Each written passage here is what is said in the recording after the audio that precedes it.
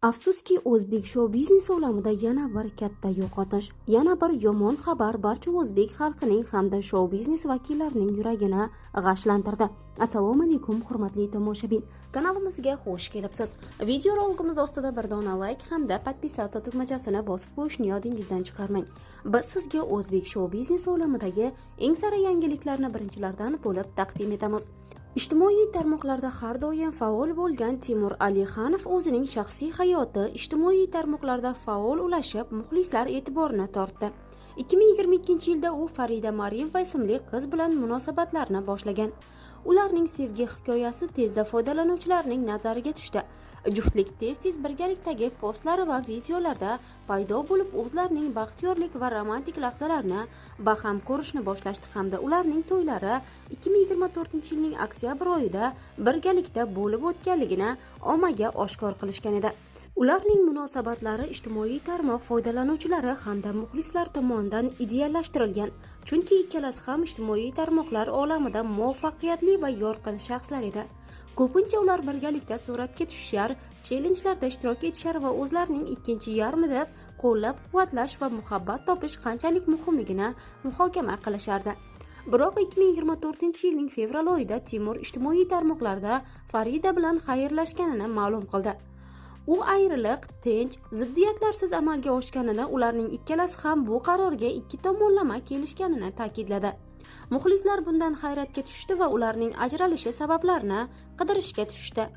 Ajralishlardan ko'p o'tmay juftliklar vaziyatga izoh bermasdan muxlislarni hayron qoldirishdi va to'ylari sanasini ommaga oshkor qilishgan edi.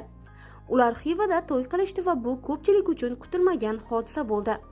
To'ydan so'ng ular o'z obunachilariga Toshkentda xonadon sotib olganliklarini va birgalikda uylarni jihozlashga kirishganliklarini aytib o'tishgan. Yaqinda esa Timur Alixanov o'zining ishlari bilan chet el safariga ketganda Farida unga surpriz qilib, ota bo'lishini aytish niyatida yurganligini hamda qaytib kelgan kunida unga kutilmagan yangilikni oshkor qilganini ijtimoiy tarmoqda videorolik sifatida joylashtirgan edi.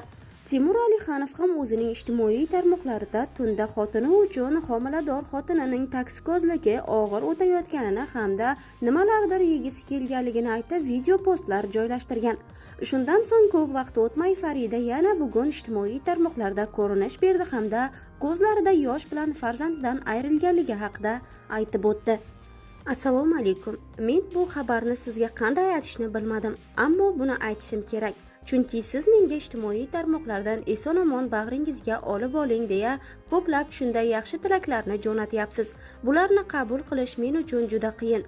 Bugundan boshlab siz bilishingiz kerak, men endi homilador emasman. Chunki 3 oylik bo'lgan farzandimiz nobud bo'ldi. 3 oylik bo'lgan farzandimizni uzay tekshiruviga borganimda yuragi urmayotganini aytishdi. Bu holatni aytishganidan ko'ra o'zimning yuragim urmay qolgani yaxshi edi. Buni sizlarga to'g'ri ma'noda qabul qilishingiz uchun aytayapman. Bu menga hozir juda ham og'ir deya ko'zlarida yosh bilan aytib o'tgan. Afsuski, Farida farzandidan ayrildi. Timur Alixanovga hamda Farida Mariyevalarga ijodiy zafarlar hamda oilaviy baxt tilab qolamiz.